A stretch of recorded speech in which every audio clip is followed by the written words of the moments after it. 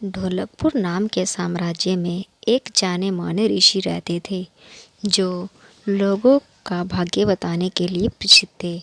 उस राज्य का हर व्यक्ति उन प्रसिद्ध ऋषि व उनके कौशल के बारे में जानता था।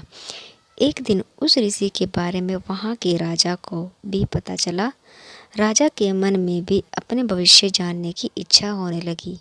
इसी के चलते उसने अपने सैनिकों को ऋषि के पास भेजा और पूरे आदर सम्मान से उन्हें महल लेकर आने का आदेश व आमंत्रण दिया। राजा की आज्ञा के अनुसार सैनिक ऋषि के पास गए और ऋषि को राजा का आमंत्रण सुनाते हुए उनसे महल चलने की प्रार्थना करने लगे।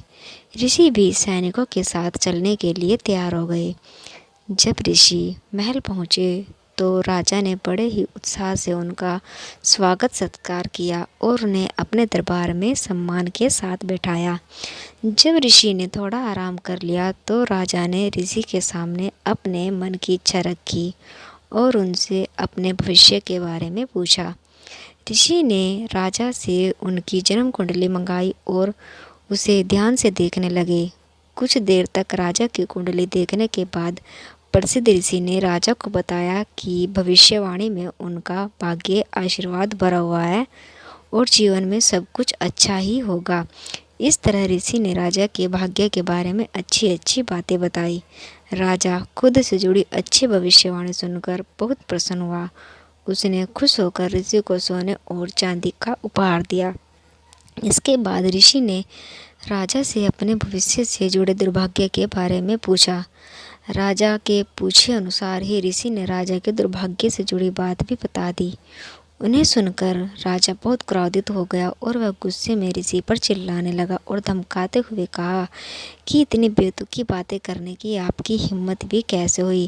राजा ने गुस्सा होते हुए अपनी तलवार निकाली और ऋषि की तरफ इशारा करते हुए कहा कि अब मुझे मेरी मृत्यु का समय बताओ।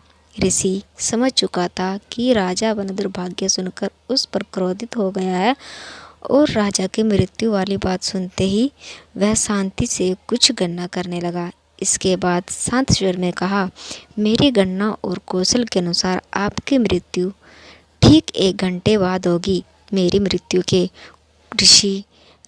राजा ऋषि की यह बात सुनकर हैरान हो गया और उसे अपनी गलती का एहसास होने लगा। उसने तुरंत अपनी तलवार नीचे रखी और ऋषि के साथ किए हुए अपने दुर्व्यवहार के लिए उनसे माफ़ी मांगी।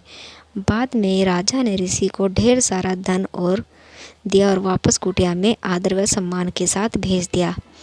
इस कहानी से हमें सीख मिलती है, मुश्किल परिस्थितियों में हमें समझदारी से काम लेना चाहिए और मन को शांत रखना चाहिए।